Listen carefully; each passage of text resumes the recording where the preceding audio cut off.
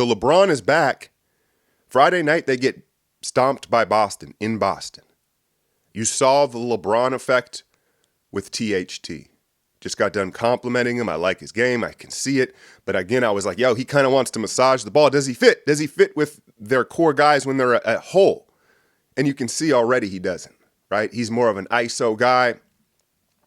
But I wanted to talk a little bit about the Celtics because you saw Alpha Tatum. What do he have? 33, 8, and 5.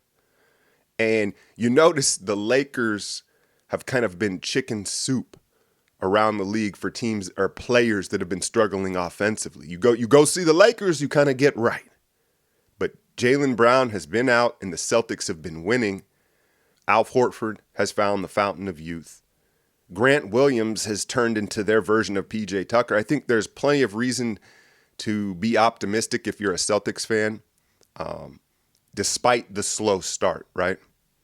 So then the Lakers fly into Detroit yesterday for a matinee, a 4 p.m., at least where I'm at, it was a 4 p.m. matinee. And there they are starting DeAndre again. Frank, I've defended Frank Vogel a ton because I think he is a good coach, but some of these, is he not making these decisions? I don't understand why DeAndre Jordan plays at all, right? I don't get it.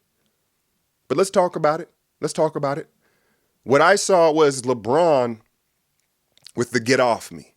Right? You know, when you tangle up, you lock arms, you're fighting, jolting for rebounding, and you rip out of it and throw the elbow, and it just so happened to catch Isaiah Stewart in the brow. And so I think I think it was sincerely a mistake that it caught him up that high.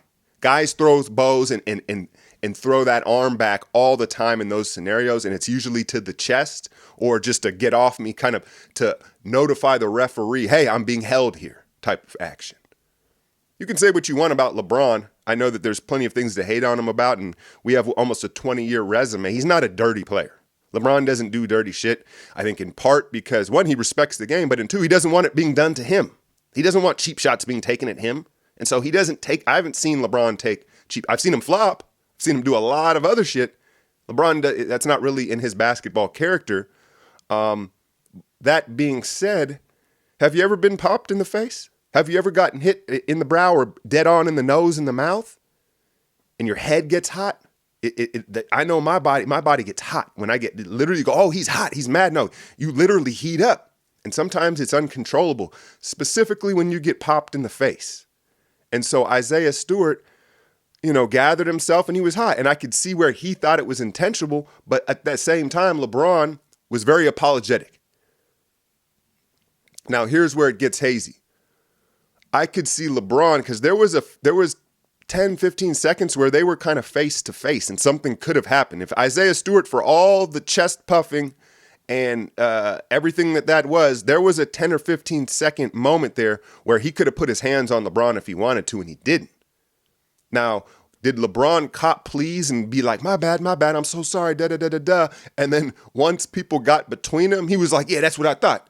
You don't talk to the king that way. I gave you a chance. I told you it was my bad. So I don't know. I haven't even heard the interviews today. Both were ejected. It was a fiasco, 15 minutes. I'm sure people were traumatized. The Malice in the Palace was like 17 years ago Friday. But back to the game. After that happened, the Lakers had to win that game. They had to. That was my opinion on it. I think it would have been, the Pistons were in control. That was the crazy thing in the first half. The Lakers looked bad, but I think the loss to the Pistons, they couldn't have lost once that happened. I was like, all right, are they going to rally? You saw Russ putting up his dukes. Couple of thoughts here because I saw the Pistons twice over the weekend because the Warriors played them as well. Are they ruining Saddiq Bey? I have a concern that they're ruining Saddiq Bey in the sense of his shot selection is crazy. I like Saddiq Bey. 3-and-D, bigger wing, right? He's a pretty good passer, but he has too much of a green light. His leash is too long. He's taking step back through. I just don't like his shot selection. And I think that on a bad team like Detroit, this is something that can get away from him. The habits that he's creating and the shot selection that he has, can you reel him in?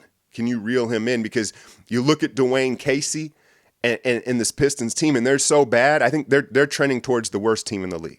I think they might end up being the worst team this season. And I think Dwayne Casey's looking like I ain't going to survive this. Like, I'm not going to survive all this, how bad we are, to when these young guys start to get better. And so, like, what's the point? Now, the other storyline was Killian Hayes was out with a thumb or something like that. And so this was Cade's first real opportunity to be the lead guard and ball handler. And he was super aggressive. He didn't shoot well, but he was aggressive, man. And he's just, I like his pace. He's much more physical than pretty much all rookies I've seen defensively. And Jeremy Grant got going there. This was actually before the entanglement, before the bow.